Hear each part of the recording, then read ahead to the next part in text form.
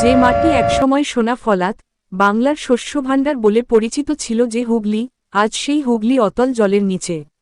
উৎসবের আলো যখন চারদিকে, তখন হুগলির হাজার হাজার পরিবার ডেকচির ওপর উনুন জ্বালিয়ে রাত কাটাচ্ছে। কিন্তু প্রতি বছর কেন এই চেনা ট্র্যাজেডি?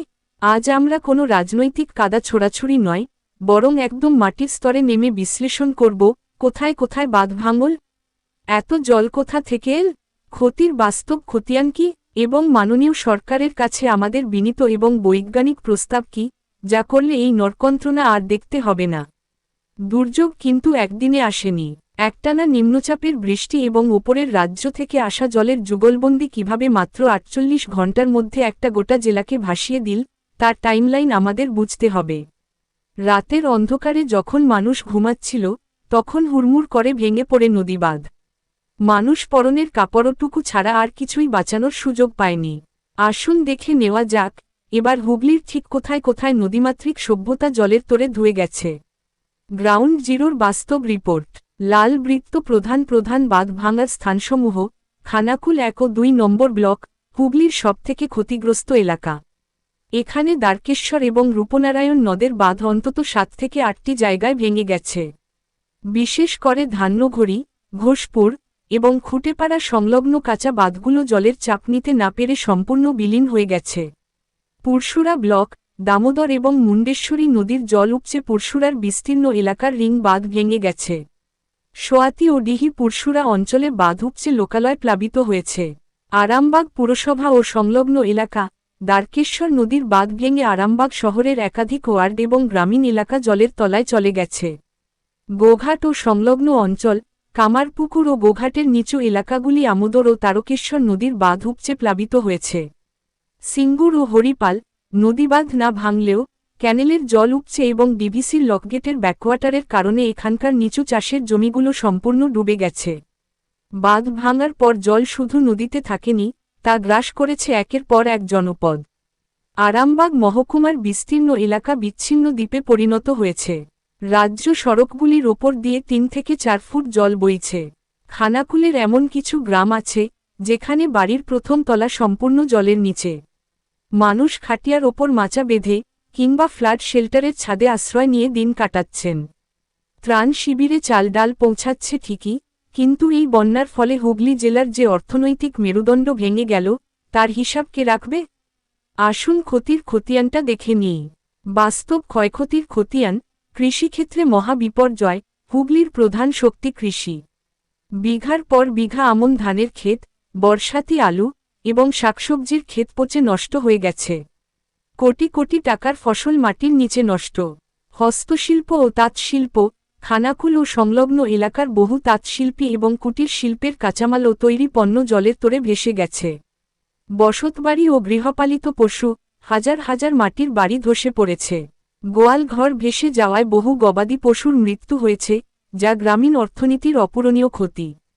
শিক্ষা ও স্বাস্থ্য পরিকাঠামো: বহু প্রাথমিক বিদ্যালয় এবং গ্রামীণ উপস্বাস্থ্যকেন্দ্র জলের নিচে তলিয়ে থাকার পরিষেবা সম্পূর্ণ থমকে গেছে। এবার আসা যাক সবথেকে বড় বৈজ্ঞানিক প্রশ্নে, এত জল কোথা থেকে এল? হুগলিতে তো এত বৃষ্টি হয়নি, তাহলে এই মহাপ্লাবন কেন? এর পেছনে রয়েছে ত্রিমুখী কারণ। জলের মূল উৎস ও ভৌগোলিক কারণ: ডিভিসি, দামোদর ভ্যালি কর্পোরেশন, এর জলমুক্তি। ঝাড়খণ্ড এবং পুরুলিয়া বাঁকুড়া অববাহিকায় যখন অতিবৃষ্টি হয়, তখন মাইথন ও পাঞ্চেত জলাধারের সুরক্ষার জন্য লক্ষাধিক কিউসেক জল ছাড়তে হয়। সেই জল দুর্গাপুর ব্যারেজ হয়ে সরাসরি হুগলি ও মেদিনীপুরের দিকে ধেয়ে আসে। হুগলির ভৌগোলিক গঠন: হুগলি জেলার আরামবাগ ও খানাকুল অঞ্চলটি একটি অববাহিকা বা বেসিন এর মতো। ওপরের সমস্ত জেলার জল রূপনারায়ণ ও মুন্ডেশ্বরী নদী হয়ে সমুদ্রের দিকে যাওয়ার সময় এই সরু পথেই জমা হয়। নদীর নাব্যতা হ্রাস বছরের পর বছর ধরে নদীগুলোর তলদেশে পলি জমে নদীখাত অগভীর হয়ে গেছে। ফলে নদীর জলধারণ ক্ষমতা অর্ধেকের নিচে নেমে গেছে। ডিভিসি সামান্য জল ছাড়লেই নদী উপচে বন্যা পরিস্থিতি তৈরি হয়। আমরা প্রতি বছর দেখি বন্যা চলে গেলে কোটি কোটি টাকা খরচ করে মাটির ওপর মাটির প্রলেপ দেওয়া হয়, বালির বস্তা ফেলা হয়। কিন্তু আধুনিক জলবায়ু পরিবর্তনের যুগে, যেখানে মেঘভাঙা বৃষ্টি সাধারণ বিষয় হয়ে দাঁড়িয়েছে, সেখানে এই প্রাচীন বাঁধ কি জলের তোর সামলাতে পারে? এখানে দরকার দীর্ঘমেয়াদী বৈজ্ঞানিক ইঞ্জিনিয়ারিং।